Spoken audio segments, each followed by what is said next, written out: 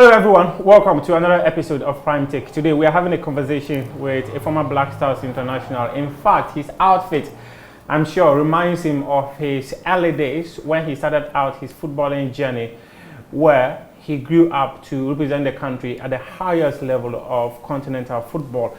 Unfortunately, one of the stories that follows his generation is one of those things that happened recently, where the Black Stars was not able to qualify to the next edition of the African Cup of Nations. And this was 2003 in Kigali. Today, we're having a conversation that coincidentally is at a point where Ghana has not been able to qualify for another African Cup of Nations, which is happening in Morocco next year. So I'm sure probably it's an area he'll be touching on. When I do ask him that question about what it feels to have been part of a team that unfortunately disappointed Ghanaians. Augustine Ahinful is my guest here on Prime Take. Thank you for your time. Thank you for having me. I've changed this interview for like a year now. It's true, more than a year. Because you don't choose the right time. So this is my problem. Yes, the problem is you. You know, today you got me rightly because today is Monday. I have to go and play football. So you can see in my jersey already. Going to this. So what does this remind you of, this outfit, this dressing? It's normal. I mean, we've been like that since the days of me growing up in Takrady. Like every Monday in the afternoon, we'll have to go to Police Park, we call, to go and look at all these top players there. Nebo Smith, Emmanuel Kwachi, Kofi Abre, and the rest train. And then, strangely, they all loved me. And so I was always in there with them. They encouraged me a lot because they had dealt with my father before. Oh, okay. My father coached Sekendi Azakes. I mean, he played the team before he was a captain and he became the coach. So I think when I was born, he was the coach. So I grew up interacting with all these. Your football has been in your DNA? Oh, yes. 4 of us, 4 boys, all of us played football. Oh, wow. Yeah. So, that's interesting. and it came naturally. It wasn't as though our father played football, so he was pushing us to play football. Unlike recently, you see some parents pushing their wards to go and play football. No, it just came. Me, for instance, I had completed GSTS waiting for my results, GC then, and one day I visited the training of soccer missionaries, sitting under a mango tree at the training grounds, and Coach Amwa walked to me and he said, Infanti, what's in your bobo pa? I said, oh yes, coach, okay. Start training with us tomorrow. The rest is history. The rest is history. That's a good one. Yeah. But were you that talented? Because for Coach, I want to just walk in and... Yeah, because I think somebody has spoken to him about me. You know, playing, growing up in Takrady, playing coach as usual. Yeah. I started as a midfielder. You can say an offensive midfielder. Yeah. And so, all through my coach playing days, I played through, you say number 8. And so, when I transitioned into a striker, I could score goals that people did not understand because I learned from playing as the number 8.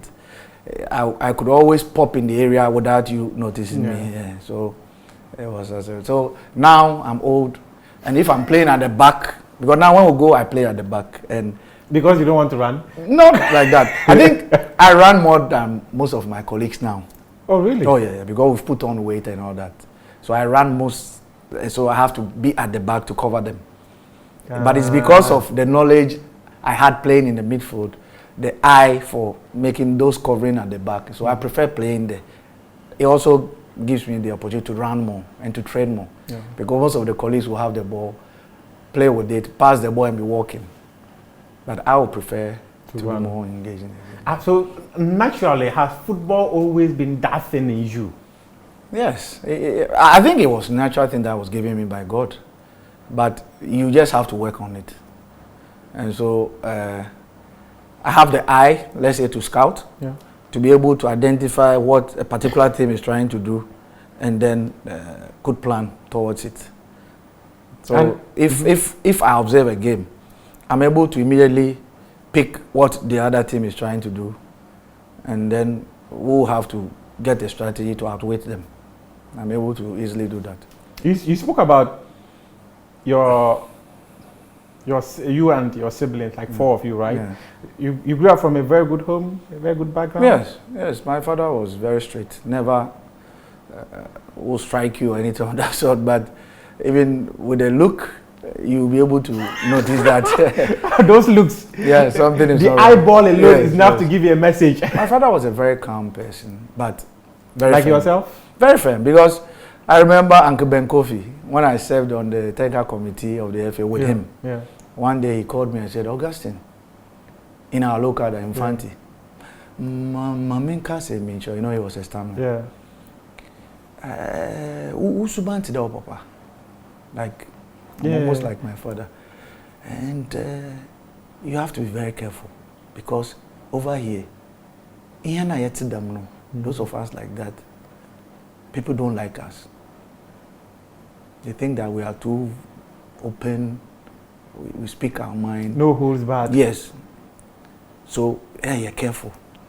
And I just sat down and said, yes. Because you see, where we come from, and what I've learned, when you begin to speak like I do, the other side always feel that you are against them. But it is wrong. But what influenced that advice from the late Ben Kofi? Yes, he did a lot. But for me, if I see something is not right, it is not right. So how do we do something to remedy the situation? This is what I'm looking for. Did you say something to influence that advice from him? Yeah, I mean, or what you he did told something on the you know what he told me was, the advice he gave me was that my father wants Kotoko and Azakes. And Kotoko needed a draw to win the league. And Kotoko did everything possible to be able to get them in. But then Azakes officials told the Kotoko officials that, look, as for Ahinful, he will not agree. So it's better you people try and speak to him. And my father was the captain. So how do you go and speak to a principal? They approached him and he said, no, for him, he will play to win. If they win, fine. If Azakes also wins, so be it. And you guess what? He was the one who scored the only goal of that match. And Azakes beat Kotoko, and Kotoko was not champion that year. And so he told me that you have to maintain your dignity all the time. But when you were on the committee, were you, like, quote unquote, a trouble causer to merit Ben Kofi advising you to maybe slow down on some of the things? Yeah, because he had identified that I was punching on the right things. He identified that Augustine will be able to know that this, and that is not right. Let me give you an example. Before, whenever coaches were appointed to handle the national teams, under Mr. Nyantichi's tenure, the executive council or whoever were in charge will pick 3 people, and then 3 people from the technical committee will meet, and then do the interview and assess them, and then. And I remember an appointment was made for national under 17, and it was Kwesi Fabian and Opele. Kwesi Fabian was the head coach, assisted by Opele. I was in the US then on a vacation. So immediately the appointment was made after the interview had been done. I knew that Sika Kono, who had applied to be the trainer or the coach for National Under 17, was the best amongst all the people that were interviewed. And he applied for Under 17 specifically because he thought he was now. But the job was given to Kwesi Fabian, assisted by Opele. So I called Uncle Ben. I said, Uncle, what is starless to Ghana football? And he said, it is the foundation. Of the game here in Ghana. I said, okay. So I said, so if you don't get it right from the beginning, the end result will not be the right. He says, yes. I said, okay, Uncle, why would we appoint Kwesi Fabian as under 17 coach? Brilliant. And say Opele should assist him. I'm not saying Opele is not good. But look, the under 17 is the foundation. Players are supposed to be supposed to be 15 years, 14, 15, and 16. They are still amateurs. These players don't know what really entails or pertains in the game. So if they get certain things wrong technically, we, the coaches, have to demonstrate to them on the field of play. Isn't it? He says yes. But Uncle, you know, Pakwesi Fabian did not play football. I mean, he's been part of so, but he didn't play football physically. Opele, no. So, if these people were coaching the Black Stars or Satellite, fine. But not Starlets. Because the things that they are going to get them wrong, that they will not be able, technically, to teach them. Then he says, Augustine, when are you coming down? And I said, oh, in about 4 weeks' time. Okay, when you come, let me know, I'll call a meeting. And I want you to ask the same question. Indeed, I came down, I called the uncle, I'm back. Okay, next week, Tuesday, we'll have a meeting. So we went. And he told me, when you come into a meeting, ask that question. When it comes to any other business. So we did our thing, and then when he go, I asked the same question. And then Coach Adi, may he so rest in peace, said, Augustine, you are right, you are right. But you see, we put Opele there for media purposes. Yes. What for media purposes? You hire a coach yes. for the foundation of your football? Yes. Just for the media purposes? Yes, they put him there for the media purposes. And I said, why, coach? What sort of justification was given for that? So, you can see that the real pressure did not come from them. Because technically, it wasn't the right. And if you can remember, for me, it was one of the worst under 17 teams that we had. Because we went to a tournament, I think, in Algeria, if I'm not wrong, Algeria or Morocco. And we lost the first game to Nigeria by 6-1 or something, if I'm not wrong. Which year was this? 2011. 2011? Yeah, 2011, somewhere there about it. You can go back and check. Yeah, we came out of the... Yeah, that was one of the horrible U17 teams that had to get Salastete to come back to take over the under 20. Yes. Yeah. And so, if we do these things to ourselves, and somebody who has played the game before and knows these things, and you talk about, I'm not a talkative. But couldn't people have said that because you have a good relationship with CK, that's why you, in your opinion, you think CK should have... No, it wasn't that I wanted CK to be the coach. I said, amongst the people that came for the interviews, everybody had been given an area to apply for. He applied for under 17. So if interviews are conducted and he comes on top of that area that he had applied for, and he's not handed it, and he's not giving it to him, yeah, and then we give to some other people because of supposed whatever media, and then it goes wrong, who are you supposed to blame? But as a committee, couldn't the committee have insisted that based on the interviews we conducted, these were the people, the executive first, always second, has third. the advantage over it. They don't want to say it. The executive always wants what they want to be. Then what's the essence of the technical committee also interviewing people and cannot make suggestion that this person should be the person we believe can lead the technical team? They will say you are not a team player. Mufta, you have been in this business for that long. But we are having a conversation. I'm not supposed to be the one to tell you because it happens. I need to understand, because the point is that if you hire me to do a job for you and I make recommendations based on my technical experience, but you decide to overlook what I've suggested and go to hire someone, quote unquote, who do not have the technical abilities to execute what the technical team thinks should be done, then we are doing ourselves a great disservice. That's how come we are where we are. Because people are not willing to come out. In the name of team. You are not part of the team, you are not part of the team. But my brother, as you sit here, if you identify that I'm doing something which is not right, and you are not able to tell me, and you continuously look the other way for me to perpetuate that, and I fail, haven't we failed together? At this one, I've supervised your failure. So, you see, so we have to begin to really understand the norms of this game and try to correct them. Seriously. Other than that, tomorrow you get me in another interview, you pose the same question, will probably give you worse answers than what I'm giving you now. But that is a reality. It is. Did you eventually find out who hired Pakwesi and Opele? I told you earlier on that 3 members of the executive committee then, now it's called executive council. Yeah. And then 3 members of the technical committee would always meet to interview. At the end of the day, the decision is collective. So if the technical committee then will propose and then the executive does not take it, and then they think otherwise, they make those appointments. The technical committee can't come out to come and say subsequently that this is what we did, and then why can't then you can, but you come, you say that, and you know that you are off next time. Yes. So to protect your integrity, yes. Then it you is remember, better to. You remember 2015? Yes.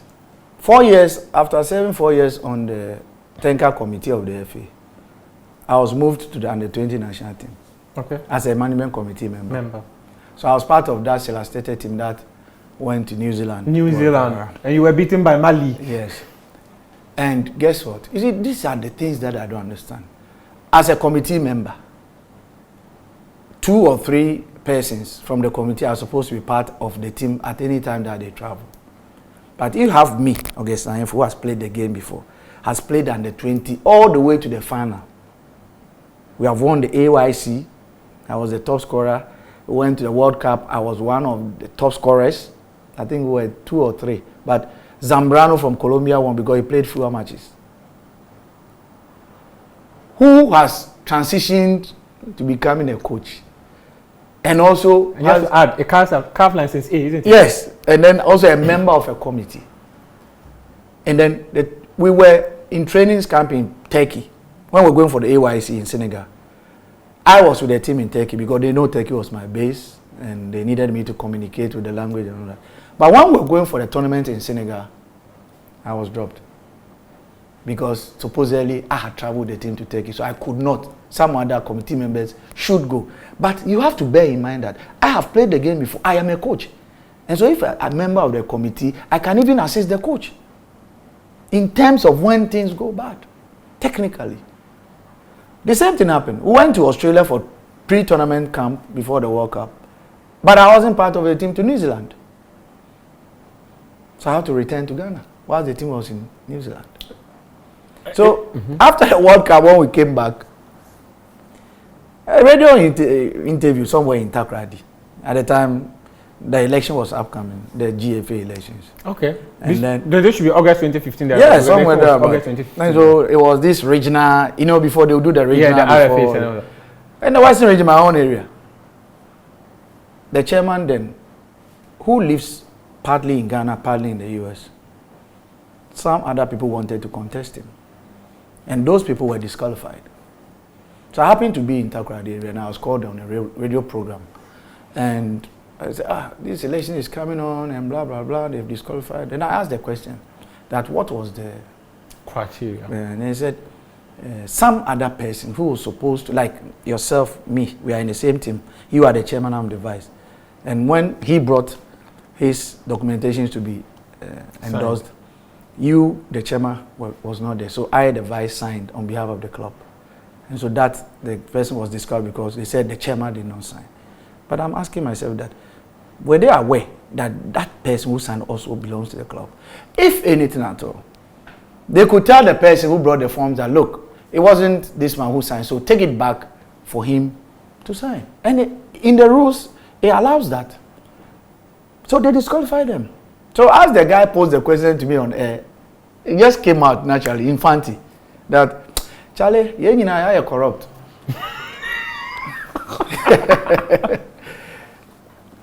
You are corrupt. Because if the person could not be asked to go back for that ratification and then for him to bring it back, and then because of that, what if the window had elapsed? If the window elapses, I don't think the window should elapse. They know. Because so if I bring my forms to you, and then you look at the forms and you know something is not right, you can always go, Augustine, this is not right, so go and change this and bring it. Because what you want the thing to stand firm and stand well. So 2 persons were disqualified, and the person who lives partially in Ghana and partially outside was going on opposed. And the chairman is a friend. I mean, we are colleagues all from Takoradi. I don't hate him, but it didn't sound right to me.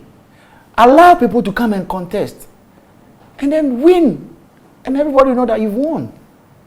But when people are disqualified, like recently we saw the FA elections and George Free was disqualified. The question is that this is somebody who has been the vice president of the FA before. Is it just that we just hold on to some little mistake to take advantage of? But if you want to lead the association, you should know those little mistakes should not be made. Because some of those little mistakes can be detrimental to the entire football governing body if you are given an opportunity to lead the association. So we are where we are now because of these things. So we are too book long? Is that what you're saying? Well, because of these things. You see, sometimes you should be. Look. Can George Effe lead the FA? That should be the first question. Can he lead the FA? Yes or no? Yes, for me. Because he's been part before. Maybe not on the top. Okay, so what can we do to remedy the situation? Allow people to go into contest.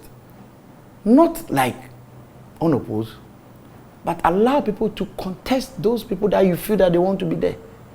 And when they win and they are propagating their agendas, you can see that it is going right. Yes, the similar thing that happened to Palmer 5 years ago was equally wrong. It was. What was Palmer's crime? That he sold a player and didn't pay the FA a 10%, so he was disqualified on that. Really? I mean, it wasn't an infraction of the rules of the game or something, but it was like he saw the player. And when I asked him, you know, Palmer and myself are very close. Oh, sure. Yes, he was my chairman of the Under-20 committee. Oh, okay. Proud to that. And he's somebody who really respects the former players when you interact with him. George Free, 1996, way back. I don't know how old you were. When we were going for the Olympic Games. I was 6. Olympic Games in the US, we had a training camp in Japan before we were playing to the US. George Free was there. So when we were going for shopping, he was the one taking us out. Go here, go there. So he's loved football. And recently he showed me a picture of us. Way back in 1996 when we were in Tokyo. Palmer's issue.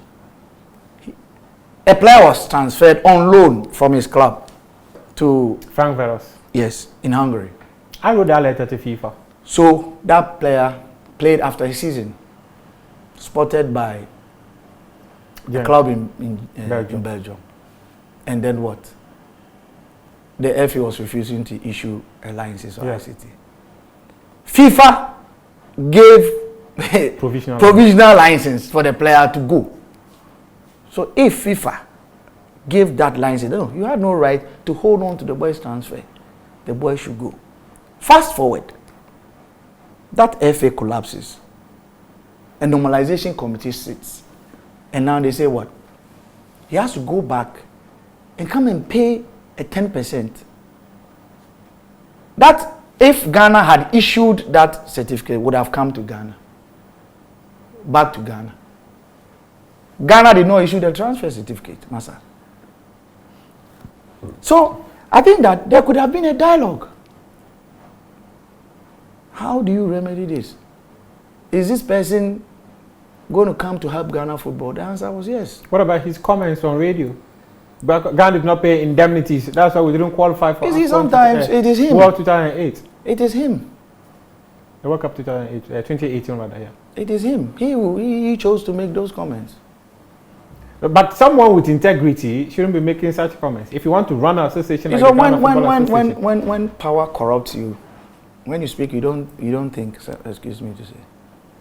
So you speak, and after realize that. So in that area, you agree that he got it wrong, and some of the communications, yes, because you see, when you want to at all costs force me into a bucket, what will I do? Look at how tall I am. You want to force me in a bucket which is like that. Won't I struggle to come out of it? So he's struggling to come out of it. How can he take something and hit it with it?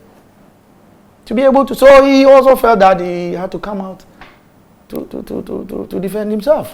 Let's rewind. For me, I think that it was wrong. It was wrong. Let's rewind the conversation a bit. What is that one thing you've never told anyone about yourself? I don't know. I think everything about me is out there. No? Yeah. There are definitely some aspects of you that we don't know. Oh, what? My kids? How many? I have 3 boys, 3 girls. 6? Yes. Wow, what a striker. I'm a grandfather now. Oh, really? Yes, my firstborn has a nice baby boy in the US. They are all outside of Ghana. You know, I lost their mom when the first one was barely 11 years. Oh, wow. Next month, 11th December will be 15 years she passed. Now my son will be 27 early next year. And then the second one is 20. They are all down with university. The third one is in Minnesota University. The fourth one recently completed Accra Girls. She left last Friday to US. The fifth one is in the US high school. And then the last one is with my current wife. Yes, she's also over there. So that's all that. But so I've said it. You are born in more? You go born more? I don't think so. But if it comes, it comes. You know, I had in mind, when we got married, I had in mind of having 2 kids. 1 girl and a boy. Because I loved girls growing up with their hair made and all that. I loved. So it was always my prayer to have a firstborn girl and then a boy. And then we had a boy. And then like almost 3 years, another boy. Between this one and that one, almost 5 years, another boy. Back to back to back. Boy. And my wife was so down. And then almost immediately, between the 3rd and the 4th, she got pregnant. So my 3rd born and the 4th born, it's exactly 1 year, 9 months difference. Oh, okay. Yes. He's born January, the girl is born in September. 5th January, 8th September. So it was exactly, so she got back, pregnant again. And every test that we had said it was a boy. And then she gave birth, it was a girl. Oh, nature. Everything. Even the videos on screen in the US, you can see the testicle, everything there. But when she gave birth, it was a girl.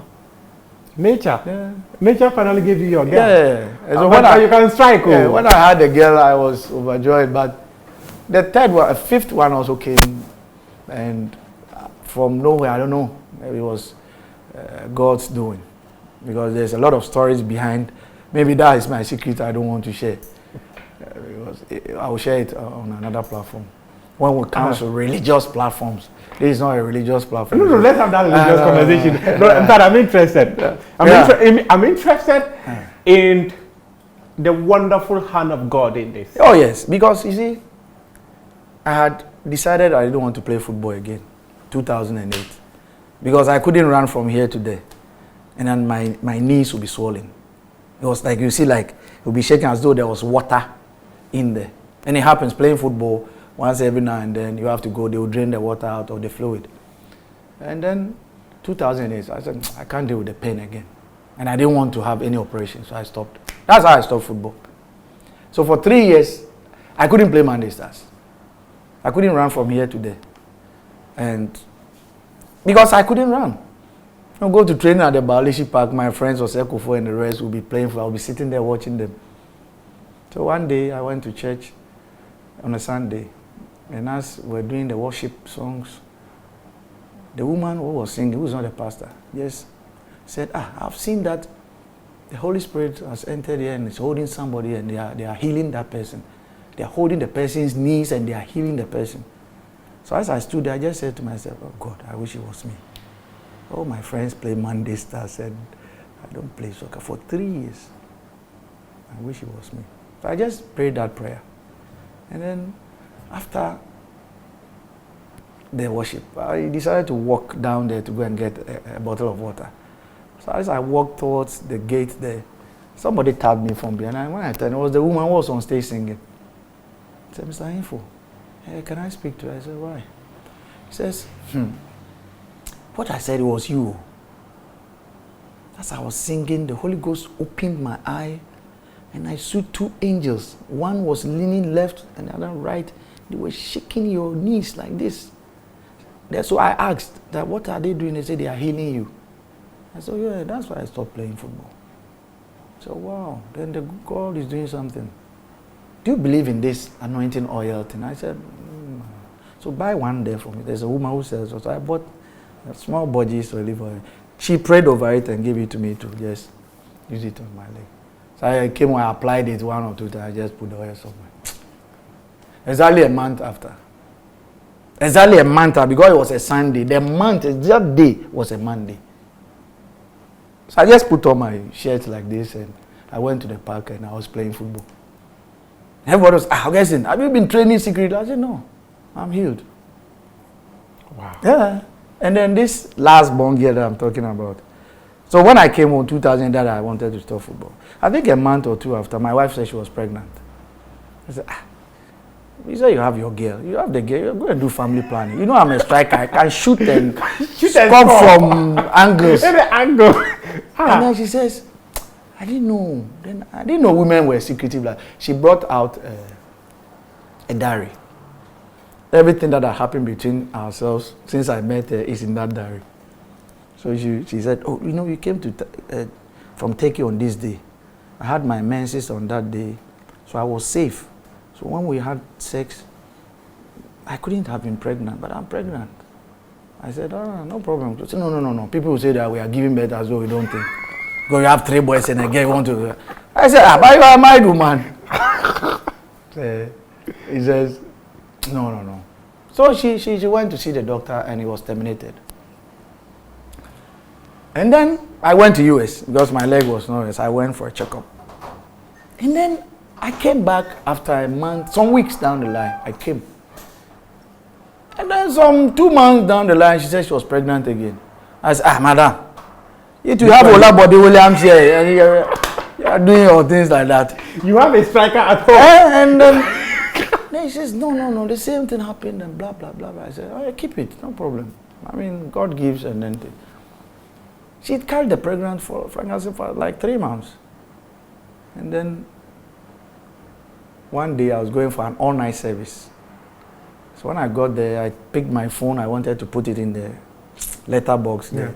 And I saw she sent me a message that I have an appointment with the doctor tomorrow to go and terminate the pregnancy because I can't do it anymore. The sleepless night and all that. I said, no problem, go ahead and do it. But, madam, should something happen, count me out. So I went to the church. I put my phone. I went to church. After church, when I went to the church and I was praying, I saw this pastor that had visited us from Kumasi. He was walking towards me, but we're praying. So he just came and then stood beside me and then whispered to me that God is telling me that I should tell you that your wife is pregnant, that she wants to touch it. This is the 2nd time. And the moment he said this is the 2nd time, I began to shake a bit. So I looked at him like that. He says, did you hear what I said? Me say, Nyame catch him say, we hear after you phone person or then in Saka. Kona ko catch him and say, ono Nyame nim problem bi a ho. She shouldn't touch that pregnancy. This is the 2nd time. In fact, I couldn't pray again. So I just came out. I waited. The church was over like 4 a.m. thereabout. Then after, I showed the message to the pastor. He said, oh, what's the problem? I said, I don't know. She said she has too many kids. So, no, I'll be here. So bring her to church. Let me counsel her. So I came home. And I said, well, let me sleep. When she wakes up then. So I went to sleep in the other bedroom. Because she was there. As I was sleeping down there, then my phone message, ping. 5 o'clock, who will be sending me text me, 5. Then I heard the voice that read the message. It was clear, audible voice, read the message. So I just got up, I pressed the phone, and it was my wife. I am at the hospital waiting for the doctor. She had moved the car from the house, and I was so tired, so I didn't even hear. So I called her, I said, hey, madam, this is what I went to church. I was told. But once again, like I told you in the text message, I'm not going to stop you. Go ahead. If something should happen, count me out. You're a big girl, madam. I just hung it up. Then I didn't see her the whole day. I think she went to her mom's place and she never came back until very late. I didn't ask her whether she did it or she didn't do it. So I was there. I could see the pregnancy was coming. Then she gave birth to the last one. But strangely, 6 months after giving birth, she passed. So these are my secrets. It is the hand of God for me. It's now 15 years. God having to speak to you. Yeah. I don't want to remind you of old, but how were you able to take care of a 6-month-old baby? You know, like you said, God, sometimes you don't understand him, but it is what it is. Whether he's here with us or he's somewhere, we don't know. But I believe that he's amongst us. The small girl never took breast milk the first day she was born. Never. So from the word go, she was on milk, like the artificial one. In the US, when you give birth, they supply you this milk. Yeah. You can't use it tomorrow. It's just today. When the baby doesn't bring it, you discard it. So and you get another one. Yeah, it is supplied you. So every now and then you go for it and until the baby. And she never took the breast milk. So when she passed, though difficult, it wasn't difficult because she was not on the natural one, but this artificial one and other foods. So I could handle. And she was somebody who, the small girl, I mean, hardly would want to go somewhere. Somebody, like, it's me and the mother. So initially it was tough because she wouldn't want to go to anybody in the house. People came there and she would just be crying the whole day. But when I'm around, she's okay. And it was like myself, the siblings. So it was difficult, but not difficult. People offered to take her along, especially my wife's big brother wanted to take her to the UK, as well as my other girl. But I said no, I wanted to be with them, to grow together with them. So you... Yeah, from the very onset, 6 months, like we were together. Until you took care of them alone? Yes. So when I was traveling, we all go. When I'm coming, we all come. Like they are on vacation. So my small girl, like she started school very early. Because when the others were going to school, she was always crying. So I spoke to the school mistress and said, no, bring her. So she stayed in one class for like 4 years. 4 or 5 years before because she was like a baby. So when they're on vacation, we travel out. So I go to US, I bring them back. Some of the travels I had to cancel because I don't have time. My kids are there. So I have to be here. So for the first 5 years, it wasn't easy. But I had also this woman that we're in church with, who normally will come cook for them sometimes when I wasn't around. Maybe I'm traveling to Takoradi or something. And I had this guy who really helped. We call him Kaporo. He was like a brother. He was in the house taking care of them, as I also do other stuff. So, I mean, such is life. You see, you hear about death and you don't really envisage that it's going to come to you one day. But one day you wake up and it hits you like an earthquake. And if you are not prepared, it's not going to be easy. But I always, God, there's a lot of things God has done, but when my wife died, I was asking a lot of questions. This is a woman who has suggested we give you a land to do your work. You know, I have a big land on the main Kaneshi Odoko Road. Oh, okay. Very big land. And my wife suggested we give to the church. So that's why we're worshiping. We are giving it to the church. And somebody was fighting with me concerning the land in court. And I was going to court every now and then just to fight for God's work to go on the land. And then God has decided to take from you. Yeah, after you take with a small girl of 6 months. I mean, God, what is going on? Then one day I was driving, before her burial, I was driving alone on this stretch coming home. Then, I don't know whether my hand pressed or whatever, and then the radio changed to Sunny FM. And there was ministration by Pastor Takia Boy or Bishop Takia Boy. And strangely, he was preaching about death. And I just was driving, I was listening. It was like God was speaking to me directly. That every time people buy newspapers and they see obituary and they read and they don't even think that one day, but the next moment you close your eyes and you open, that thing is in your family, in your it's circle. around you. And when it happens, what do? We all want to go to heaven, so we are in church praying and fasting and all that. Nobody also wants to die. So as the man kept preaching, I said, wow. So that was when I began to really understand what had happened. So I took it on board. Like Siki Akono would tell, oh, guess we need a deal. Wife Williams, what am I going to do?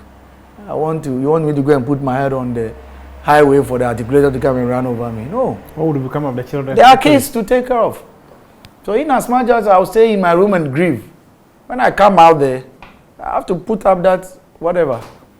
So, I mean, for me, if I hear religious argument, I don't want to be involved. Because I know the man that I believe in. So all these religious argument, blah, blah, blah, I don't read because I know what he's done.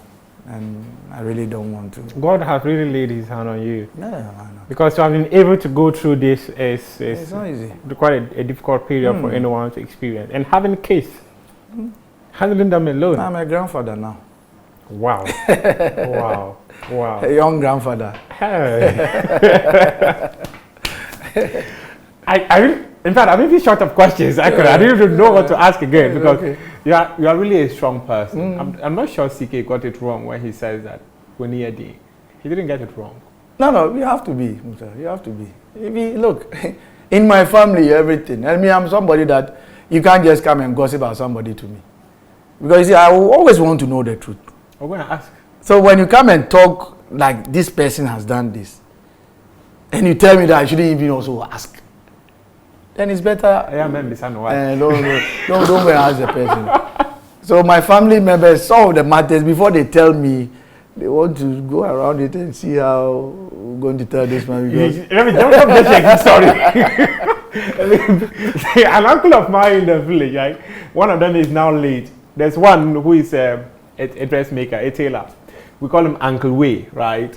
So one of his elder siblings was passing by on a bicycle, and he was chatting with one of the elders of the community who is also late now. And they were like, oh, for Way, when you give him your thing to sew, he will not sew it. You will chase for it for a very long time, and he will not give it to you. And Way said, oh, bro, I can hear you say, am I lying? Is it not true? Is it not true? What an interesting one there. But let me come back to talk about national team. At what point did you get a call up to the Black Stars?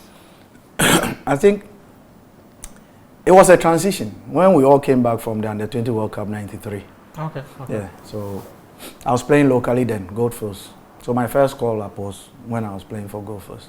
Because we had been in camp those times. We'll be at the Winnipeg Sports College, and the 17 is there, and the 20 is there, the Black Stars is there. We go Monday, we report to camp. Friday, we break camp, and you go and play, and then you come report again. So it was a constant thing.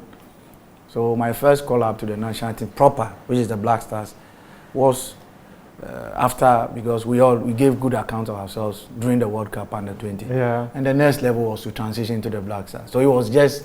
then there was a proper transition to the national team? Look, I was selected into the national Under-17 team, not because somebody held my hand and put me in camp. I was selected through the national gala then. There was a gala a week preceding the league. Yes. And I didn't even know. Not knowing there were national team selectors sitting there. So we won the tournament. That Soccer Missionaries, my club then. And then a week or two after the tournament, there was this publication in Kwabran Boys newspaper or something. Africa Sports. And that some player had been selected to report for national Under-17. And when I looked, my name was there. There was no internet. So you have to wait for the newspaper to get to Takrady. And there's this area that they send newspaper. So all of us will be around. So when you hear, oh, Charlie, we saw your name as part of the national Under-17. Oh, really? Indeed, we were there. From Soccer Missionaries, myself, Beno, the goalkeeper. So we came, reported to camp, and then that was where myself, Osekufo, all of us became family. And then we came for Justify Inclusion. And then again, there was another selection made. out of how many players? Like 100 or so that reported. And then subsequently, about 30 of us were selected, and we began camp at the military academy, Teshi. For like 5-6 months, we were there. And then we played our first game against Sierra Leone, and then from there, Starlets, then Satellite came naturally, and then the Black Stars. Oh, okay. So your progress, yeah, it was just a normal transition. Mr. Ahinful, you were part of the generation of Black Stars team people say was quite volatile. There was so much disunity in your camp. As a straightforward talker, why didn't you resolve those issues? What happened? I don't think there was any disunity in camp. It has always been a perception out there. It's a perception? Oh, yes. For me, I never experienced a perception to the extent that we had to set up a parliamentary committee? Look, I was not part of the 1989, the 89, 1992 teams. Because we didn't qualify for the AFCON 90. Yes. So immediately after, Bukad was employed. Yes. That's when he will even play Sam Johnson as a striker in the national team. Because he knew what he wanted from the team. And then Senegal 92 came. Yeah. Then we went to the Nations Cup. The issue of captain was brought to bear. Yeah. Saying that we're going to a French-speaking country, and so the captain should move from Kwesi Appiah to Abedi. But I think it was unnecessary. Why? Because if the coach knew that Kwesi Appiah was not going to be part of his first 11, because if you look at Senegal 92, Kwesi Appiah was really not part of the first 11. And when I spoke to Kwesi, he also spoke about how he was not even fully fit. Yes, but he was the head of. So he could have maintained that position. But on the field of play, give the armband to Abedi because Abedi was there. There wasn't any need to create that. Because Abedi and Kwesi had been part of the 1982 squad as one of the youngsters among the team. And they had come as teammates, and now we are in 1992. And then, by sheer whatever, I don't know who gave that advice, created that disunity a bit. Even though, like you are saying, there was that cracks, I don't think so. Because some of the players were aligned to Kwesi because they are from the Kumasi areas and all that. And then some probably aligned to Pele. But the problem was created by the handlers of the team. And what surprises me... And not within the playing body? No. So if there wasn't any decision that the team was going to a French-speaking country and so the captain should be given to Abedi, would there have been a problem? What about that friendly match you played against Germany, where you were leading 1-0 at halftime, then Abedi came, acting armband, and all of a sudden the team went and lost miserably? So this is what I wasn't part of the team, but this is what I was told. Okay. That should be 96. That German friendly match. Was it 95 or 90? 96. No. It wasn't. Most of the players I spoke to. It was earlier than that. I think so. Anyway. 95, 96. It happened. There was the information that our captain then, Abedi, because Abedi then was the captain, was not going to come. So let's say the armband will be given to Tony. He was second in line. Yeah. So just before the match, our captain arrived. The simple thing we could have done was to tell Tony that Abedi, the captain, is back. But they didn't know how to handle this. They didn't know. Have we been terrible in terms of management, in terms of handling situations like this? I remember speaking to Frimpong Man, so he was there. He said he was seated next to Tony.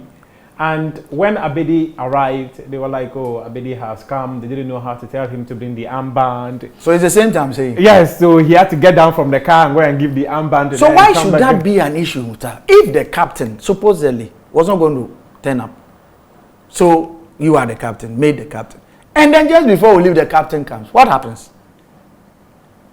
Automatically, he has to go back to him. But the people who made that decision, they didn't know how to go about it, so it became tension between them, and that was where the supposed issue came up. Cracks within the team kick. In my era, Siki Akono took over 98 after Maestro decided he wasn't going to be the captain, like he was stopping the national team. Sam Johnson was the oldest amongst us. But Sam Johnson supported that we give the armband to CK.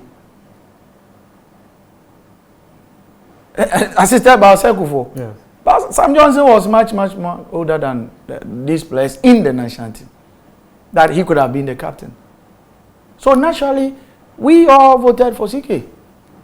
And he became the captain. You used to vote? No, like we said it. Yeah, we told the coach. Our first game in Cameroon, during the qualifiers, Dosena's first match, we beat Cameroon 3-1 in Douala. Before the game, we had a meeting and said, Coach, we suggested CK to be our captain, assisted by Sekufo. And that was it. And I wish you were a journalist then. We'd just be happy in our camp. There wasn't any confusion whatsoever. But what really killed me was that, fast forward, my big senior, Kwesapia, created the same scene between Asamoah and Dede. No, we'll come there. But I had CK on this show, and he said, when he was at Wolfsburg, he was there, captain of the team, seated there. He had no clue he had been dropped from the national team. Only to be called. He said someone, is it from the BBC or something, called to tell him, oh, the squad has been announced. CK Akono is not. It's not there. And he was seated in front, captain of Wolfsburg, watching his TV. Some of these things, in fact, in the words of CK Akono, they could have told him much earlier that they were not going to call him to the national team. Okay. But they didn't do. Isn't that part of the poor management, which often leads? Because, let's say, whoever was made the captain, CK can begin to believe that maybe the person went and took, and they took the captaincy away from me and handed to the person. So let me ask you. I'm also asking you a question. So if it happens like that, are you going to blame the players or the handlers? The perception of someone choking to hand... No, nobody will choke. In CK's case like that. He called me. I was in Turkey. Augustine, this is what I heard. I said, you heard what? That they say I'm no more the national team captain. I said, so who is the next? Hey, I hear they've given to Sekufo. But guess what? Yes, it did happen. The officials went behind CK and told Kufo that they wanted to give him the armband, and Kufo refused it. That one you don't know. He refused the armband. Because CK... So if it was Sekufo who was next in line, supposedly had chook CK, was he going to also refuse it? He rejected the armband. No, he doesn't know why you have to retire CK Akonana and can't give it. We've been told he's been principled for a long time. So you can see that. I need to get Kufo on this show. He went to the Nations Cup then, after CK had been dropped, 2002, and in Mali. Yeah. And those issues cropped up. And then because he had disobeyed them, they actually planned something against him, that he was in camp instigating that the players should not wear the equipment given them, blah, blah, blah. Look, we've struggled a lot in the national team. Where when we went to training, everybody was wearing his individual shirt for training, national team training. If you wear your Adidas, I wear my Puma, he wears his whatever, deodorant, whatever, and then we were national team. It wasn't uniform like it is now. So when they went into the AFCON, I remember Dosena's time. Dosena used his links to get us a sponsorship, Kappa, from Italy. To Can 2000. Ghana was wearing a Kappa, instigated by Dosena from Italy, because it's an Italian brand. And we were clothed in camp and all that. But you go and look at the history. They were in Mali and somebody was wearing Adidas, this one, a national team of Ghana. And Sami Kufo complained about it, and he had an issue. So please, let's begin to move away from... So clearly, it brings me back to the point of poor management of the national team. Yes. Look, all these things that is happening, if we manage it well, that is how come the English name their trainer a manager. Go and look for the meaning of a manager. Alex, Samuel Osekufo, tell Kufo for me, if you appear on this show. I will tell him. I'll see my training today. I'll tell him. And tell me, we are at a point where Ghana is not going to the next AFCON. You were part of that team. 2003. 2003 in Kigali. We didn't qualify for. When Tunisia. You did not qualify. terrible moment, isn't it? Yes, so I think that I don't even want it. It was, for me then, it was the coach's problem. A coaching mistake. Bukart. Are you not shaking responsibility? No. Bukart, look, I for one, that game in Kigali, you can ask Abate. I think it was one of the journalists that was commentating on the game. Yes, on that game. The first 15 minutes, the Rwandan team could not hold me because I'm not that top, but I'm very good when it comes to head balls. So every ball that was flipped in there, I was flipping the ball to Charles. And then there was a foul against us. And I thought, it's a referee. And then the referee gave me a yellow card. The next moment, there was a change, and it was me. Bukart took me out just because he says I've taken a yellow card. So the moment I came out, the Rwandan team took advantage. You can ask all their colleagues. Ask Abate. That was why he said, Obi Manso. Coach now, Obi Manso. He took me off the first 15-20 minutes. So the first half was 0-0. And then we came back second half, and there was this area ball, and then there was a header, and 1-0. You went into history that many people don't want to remember again.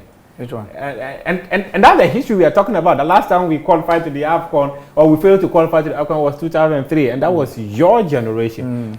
And now we are. But they've also does it remind you of something? My generation also played CAN 2000. Yeah, you did. Yeah, CAN 2000. But this generation also played CAN 2001, 2021, 2023. But they failed. Yes, but they were in the tournament. We did not qualify for the and Ghana did not come to a halt. We didn't qualify. That was the first time Rwanda qualified for the AFCON. Sometimes, like I always say, God is for all of us. Ghanaians cannot always be happy. Some other countries should also be happy. So at this point, we shouldn't be unhappy. We should be unhappy because there are certain things that we could have done better. What could we have done better? I think that what is happening currently in the national team, for me, where I sit, I think it's psychological. Because one, the team keeps losing, drawing, people are not happy, casting all sorts of insinuations and all that. It gets to the players. They are human beings. So this is the time. I've said this 1,001 times that we need a psychologist in the team. This is the time that you have to pull them, whisper something there, tell them that, look, you can do it. Look, this Nations FC player who played in Angola, Razak, whatever. Simpson. For me, in Angola, he was one of our best players. Yeah. But then also, some positional this thing on the field, he got it wrong. So if you had somebody like me or somebody else sitting up there in the scout or part of the technical team, what I personally would have done was that after the match, I would have taken him aside. A day or so after that, I said, look, you've done well as a local player, first game, but don't let this one get to you. You have to, this is the mistake you made and blah, blah, so make sure you work on it and blah, and blah, and blah, blah, blah. And then against Niger, let me see that you are capable of doing it as a local player because others have done it through the local scene. It's not supposed to be blah, blah. I would have whispered this thing to him. Against Niger, go and watch the 2 goals that we conceded. Those things were not whispered to him? I mean, I said, watch the 2 goals we conceded. As tall as he is, we conceded from where he was standing. Maybe they whispered to him, but unfortunately it didn't work. I don't believe so. I don't believe so. Look, in the area, when there's a corner kick, you don't zone mark. You man mark. I don't know if you understand. Yes, I do. Man marking is what? Man marking. You do hold the person, pull the person, confuse the person. Instead of saying that this is the zone, I'm covering this zone. Yes. No. So go and have a look. The goal we considered in Angola, same. The guy who headed the ball and scored, he was just behind the player there. The 2 goals we considered in Accra. So then somebody should identify this and tell him, look, in the future, because I know he's going to be called again. These are the things that you need to do as a defender. Osei is a top defender. Why can't he be engaged to? But he chose to resign from the management committee. Yes, but it doesn't matter that if he's resigned, he's not saying that he's against Ghana football. That's a different one. That's an interesting one. Yes. His decision to resign doesn't mean that He's against Ghana football. And he's the president of the Players Union. So, what stops the coach, Otado, our colleague, to tell Sammy, please, I want you in camp. And I want you to come and... He doesn't consult with you people? We've met him just recently. But from the beginning until just recently, he had not met us. For me, look, the mentality in Europe is totally different from what pertains in Africa. What did he tell you when he met you? No, I don't want to tell you. But I'm saying that the mentality in Europe is different from what pertains in Africa. As a foreigner, he's a Ghanaian, but he has a foreign mentality. When you are coming here, you need to begin. Because there are whites who've worked on our territory in Africa and know exactly what they are supposed to do. What white people? Kroliwa can be one. The current Malian coach, you see, he took over. You see how he has turned the team around? Yeah. The same team that the local coach could not. And the local coach, when he was sacked, I wasn't surprised. Because against Ghana, and what happened during the Nations Cup, he made 2 mistakes that cost him. Against Cote d'Ivoire in the semi-final, he was leading. Cote d'Ivoire was a man down. And he took out all his best players. And then they ended up losing. Against Ghana in Mali, they were leading. Second half, 53rd minute. He took out his players that were giving Ghana problems. The number 10, the number 8, Hadara or something, he played for Leipzig in Germany. He took all of them out. Ghana took over. So when he was sacked, I wasn't so. But when this guy took over, he used the coach of Gambia also. Yeah. Now he's the coach of Mali. Look at the turnaround. Is it Simfet or Simfet or whatever? Yeah. Look at the turnaround because he knows Africa. So you need to. Otto did not understand. You need to incorporate certain people. Look, Chris Appiah has been there before. Petkovic, Ryvac, and all. There were times that when the Black Stars meet in camp, the PFAG always goes there, have a dinner with them, go to their training grounds, and then after wish them all the best of luck. Then try to tell the Ghanaians are solely behind them. And the players, psychology works a lot in this thing. If you don't really psych them up. You look, Afo from Samates. Yes. When I saw him train, I whispered to him that, look, if we go into Angola and the result does not go our way, I know that the next match against Niger, you will start. So begin to prepare yourself towards that match. It was as though I was a coach. And as though you were a prophet, because God always has his hand on you. And indeed, when I saw the lineup, he started. But he didn't do well. But it takes me back to my earlier question, whether Otto approached the national team job with European mentality. That is what I've said. I've said that. Or you want me to go back? I've said that the mentality in Europe is different from what happens here. So that's what I want to understand. Did he approach the Black Stars coaching job with European mentality? Look, we've asked a lot of questions. I asked him in our meeting that why didn't you play Majid Asimero?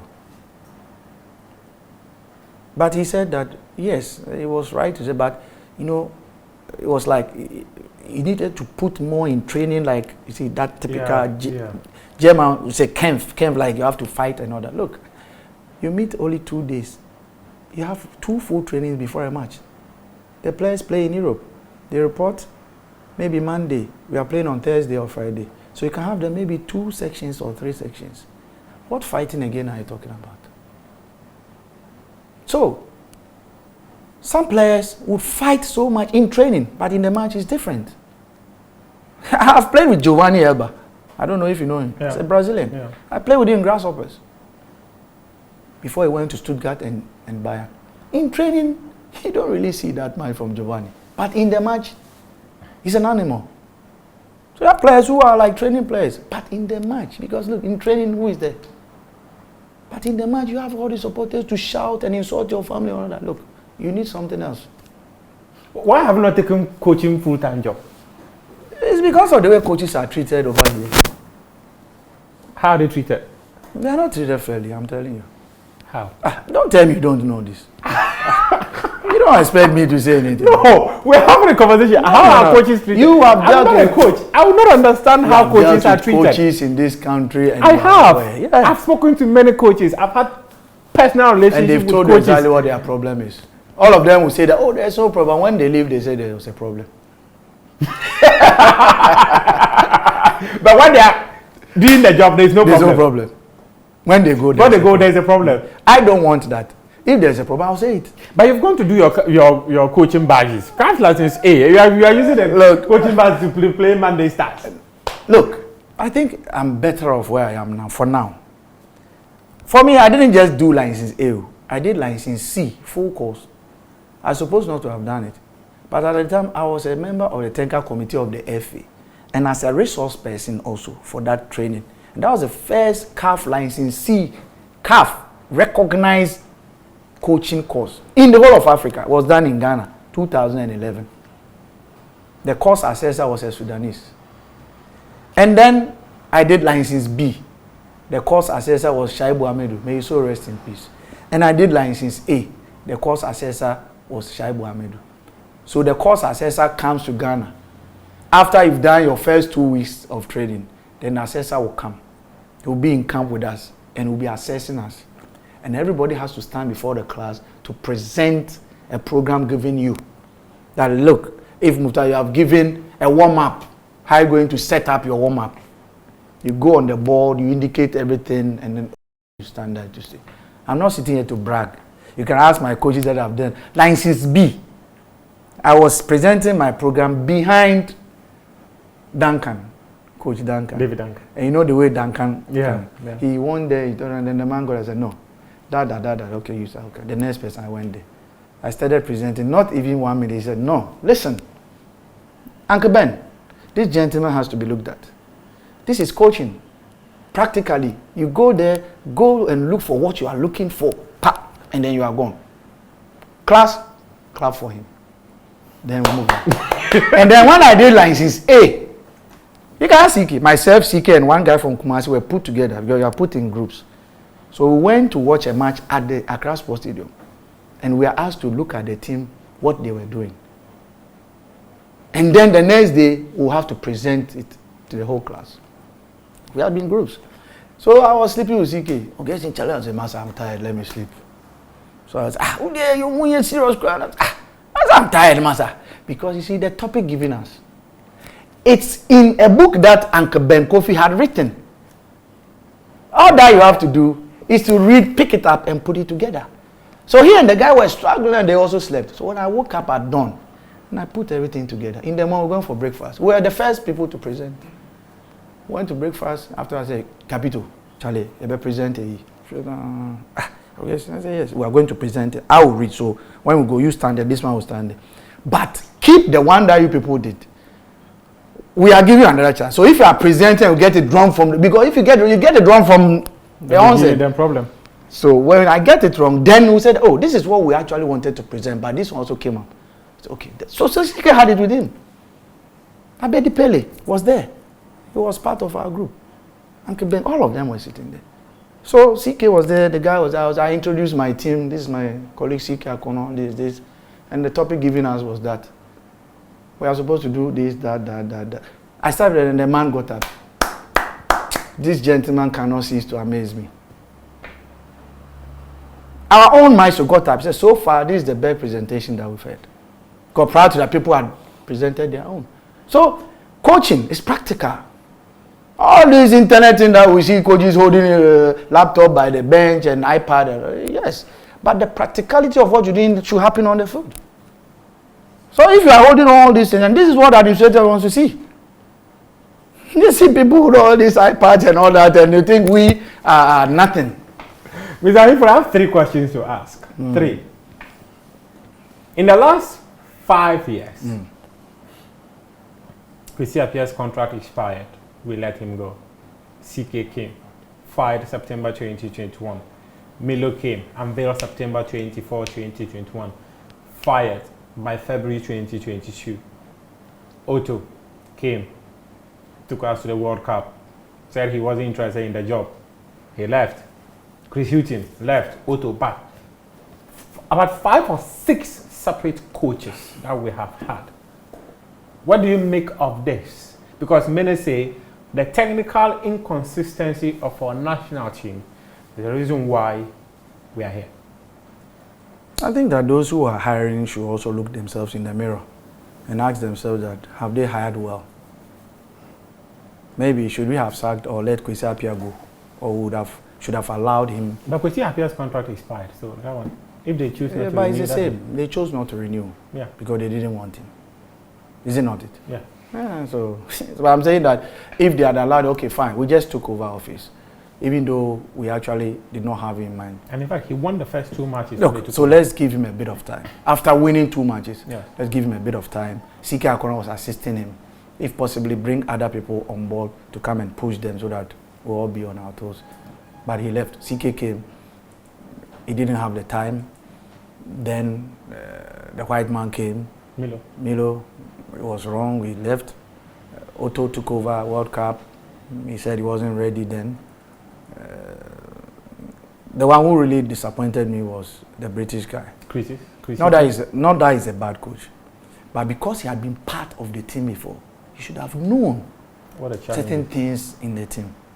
You can't just be part of a team. You should do your own investigations behind.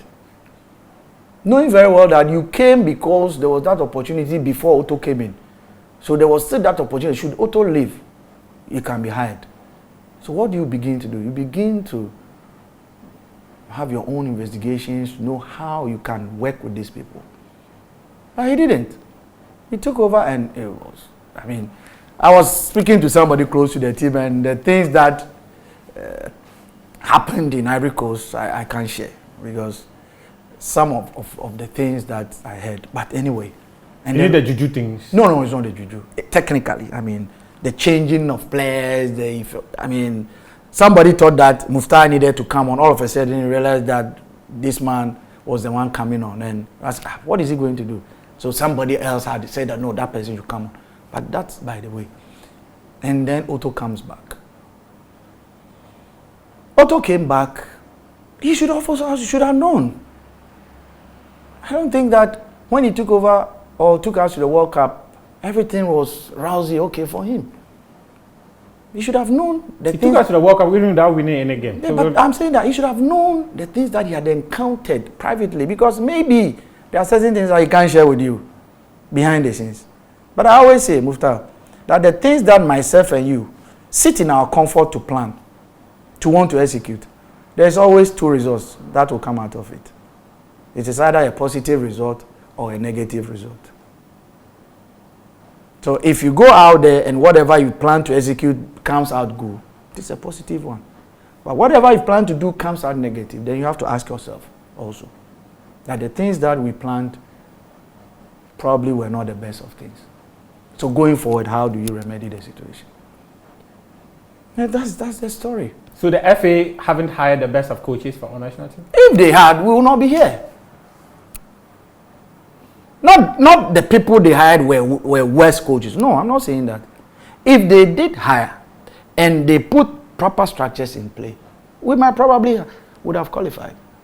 Because me, like I've told you, I've identified Otto as somebody who is sometimes a bit cautious in his approach to the game.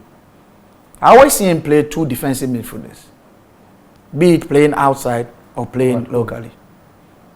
So I'll ask him that, fine, playing outside, because you are not so sure, you can play 2 games. But when you are playing at home, be a bit offensive. So you can play one here, and then the one upfield could be an offensive player to support attack.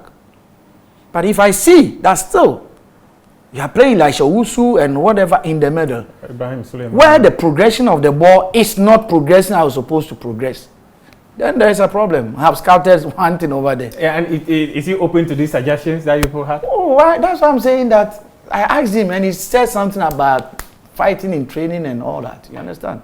But I understand him because of where he's coming from. Because Germany is like that. But look, the terrain in Africa is different from the one in Europe. Even the pitch that you are playing on is not flowing. The ball doesn't move like it's supposed to move. You are here, I want to give you a pass. It will take some seconds to get to. But in Europe, 1 second, the ball is there. Because the ball is rolling faster. So in this current phase that we find ourselves, is it technical failure that got us out of going to African Cup of Nations 2025, or management failure? It is both. It is both. So there should be some consequences. But it's up to them. I'm not there to make that decision. If you were a coach of the Black Stars and you lead us for 6 matches, I am not. No, I'm just taking an example. Hypothetical. If you were the coach of the Black Stars, you play 6 matches without a win, will you stay on as head coach of the team? It's an individual decision to make. That's a personal question. Yes. Okay. So probably I would have left, or I'll assess the whole team and see that, look, is it possible for me to tweak something? If it is yes, I'll stay. But after 6 matches? Yes, you should have that backing. You should have that backing from the powers that be, that look, you can do this. And it is possible that you can do it. Seriously, you need to have that backing. But as it stands now, like I was listening to your program last Friday, and Henry Asante, the spokesperson, was saying that there was division when they had the meeting, the council meeting. Yeah.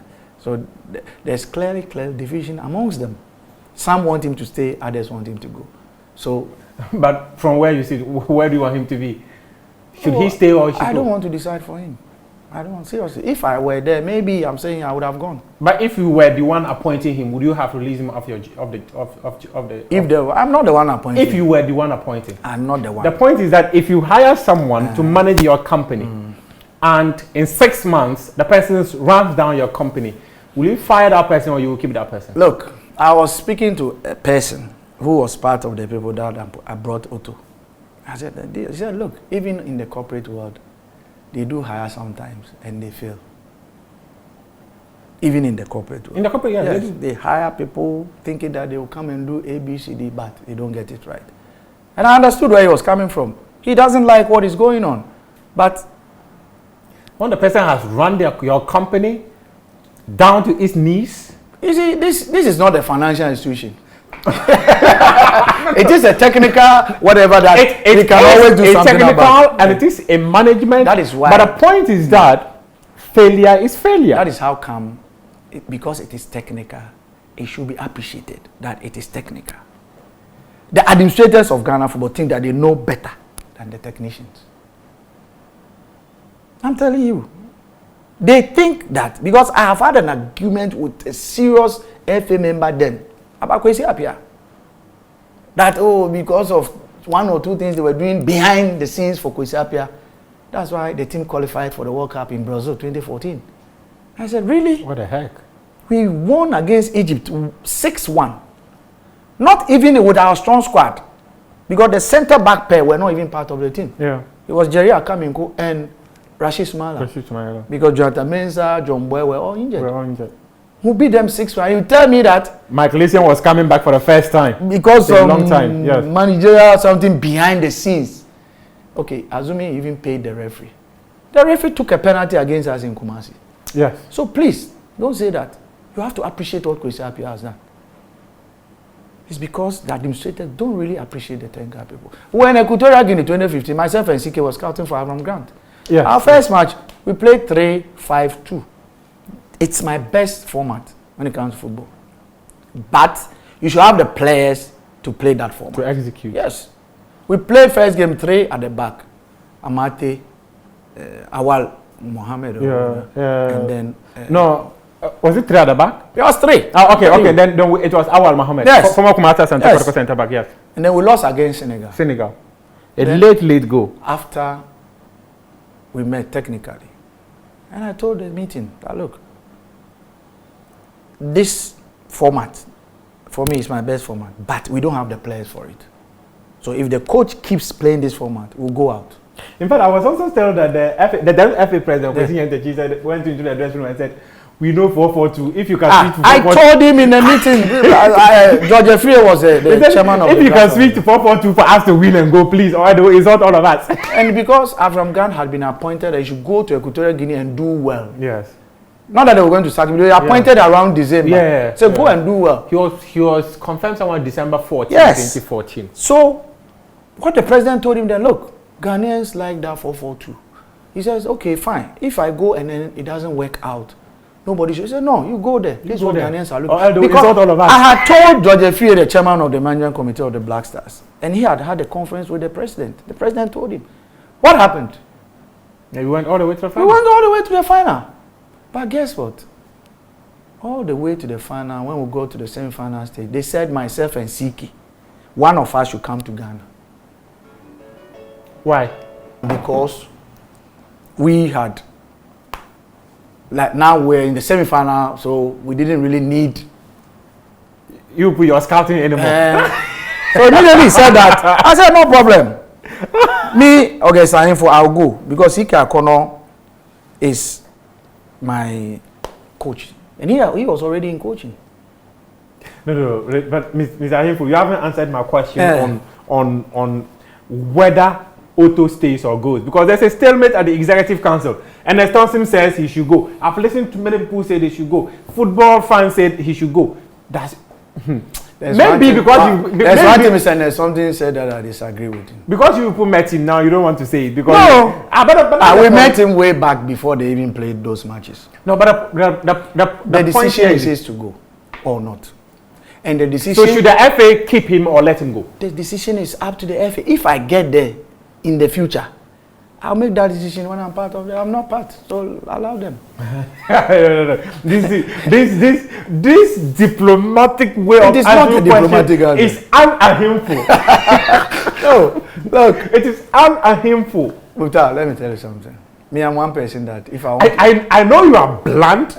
It is technical failure that has led the team to I said technical managerial. No, I'm saying that if it is technical failure, you would say the technical coach should go or the head coach should go. Yeah. If it is management failure, as you mentioned, those hiring should look themselves in the mirror. Are they looking themselves in the mirror and go like, okay, we are willing to walk away, and the technical team too should also walk away? Is that where we are now? Oh, that's what you are saying. But if they look themselves in the mirror and then it's so clear, what happens? And if something says they should go, where do you stand? And if Thompson, he said something that I disagree with. Which one? Was that about the management committee? Yeah, that every time you disagree the management committees do good job? Look, I have told you in confidence privately that look, me, the management, I don't really understand. Why don't you have a management board? Rather, you can have the executive council. Fine. A management board for all the national teams. For all the national teams. Like Henry Asante was so proud telling you at the program that they have 20 national teams. To do what? I mean, to do what? Who are you trying to impress? Mr. Ahinful has not answered my question on whether he wants Otto to stay or go. So that one I'll leave it to him. The point is that because Otto is their colleague, and the management he's not a colleague, he's a brother. It's a brother. Yeah. Okay. And because the management members are not his brothers, that one he can tell them, oh. But I've not said the management should go. You said they should look themselves in the mirror and then ask themselves questions. That are they hiring the right coaches? Yes. So and giving them the right support and all that. So the technical team members the support, the everything. Support. I mean, in terms of what they are supposed to do to aid the coach. By virtue of where you sit, Mr. Ahinful, you have got access to so much information. But I don't share it publicly. Be it at the leadership of the association, at the playing body, at the technical team. Every corner. If you need that information, you would get it. Yes. But sometimes I don't. The point is, I can understand that the information is shared to you in confidence. Even as media men, information given to us, a chunk of them are in confidence. If we were to say everything that we know, we'll end up collapsing this country. So if you are not sharing it, then you want me to also share it? No. This is why it's an opinion. Yes. It's your opinion. My opinion, I will still leave my opinion to him. If I were that person, I would have gone. I've told you. Because look, in our local party, say that I know I didn't make the result sometimes is something else. So are you ready for it? Or you still think that you can stand up to it? That's up to you. I would have gone. You hired the chief executive officer for a Ahinful group of companies. Within 6 months, he runs down the company to his knees. The decision is him to take. No. Executive, no. Look, that's why I say executive. There's somebody always ahead of the executive. There is a linkage to that. There's a linkage to that. And that linkage is you've hired someone who has come for the first time in 24 years or so, loses a game at Baba Yara, for the first time in the history of Ghana's football, fails to win a single match, plays against Niger, that does not play their national team matches at home, comes up against Sudan, a war-torn country, that did not have opportunity of playing in front of their spectators. What it means, quote and unquote, was that those matches were played on neutral grounds. And guess what? 6 matches. You are speaking as though you don't live here in Ghana. Oh God. Let me tell you, this is a country where I can understand your diplomacy. No. But in this instance, the point is that if you are playing, I'm trying to help your cause for you. I'm trying to help your cause for you. This is a country where we go for a tournament. We come. They said that we formed a committee to investigate. Investigate what? Investigate failure. And then after the investigation, and we'll fail again. So after, look. So I don't want to use the word. Let the word stay here. But it's becoming one too many. That a committee will be formed. Decisions will come out of that committee sittings, and then we don't apply them.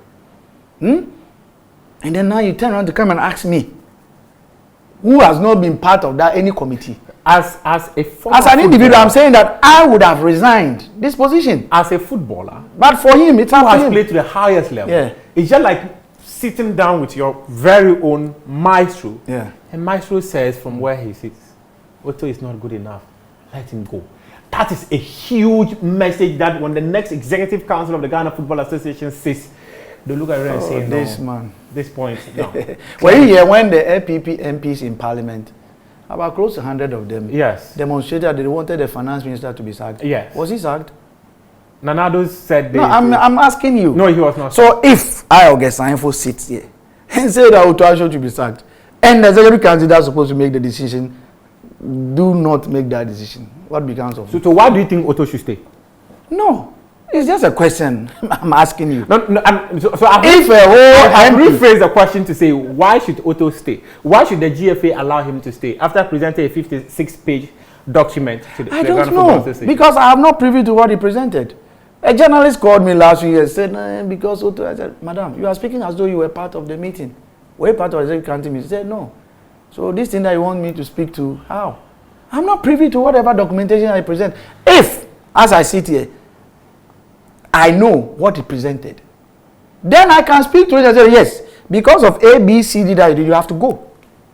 So the matches you watched us play, were they good enough? And do they suggest that Otto is good enough for the Black Stars for the future? Some of the matches, we've had several matches that I felt that we've had 2 different halves. And I've told him, against Mali in Bamako, against Central African Republic in Kumasi, and it cannot continue like that. The moment it becomes like, then there is a problem, a bigger problem coming. And then, because I told Fifi Banks in private that, look, we can't always go behind and come back. Some of the things, when you go behind, you can't come back. Against Mali, we were behind, we came back, we won. Against Central Africa, we went behind, we came back, we won. Then Angola came. They scored last minute, we couldn't come back. Then Sudan came, draw here, we went there. Then we went to Niger, we took, and then they came back. So it is the focus of what technically was being done.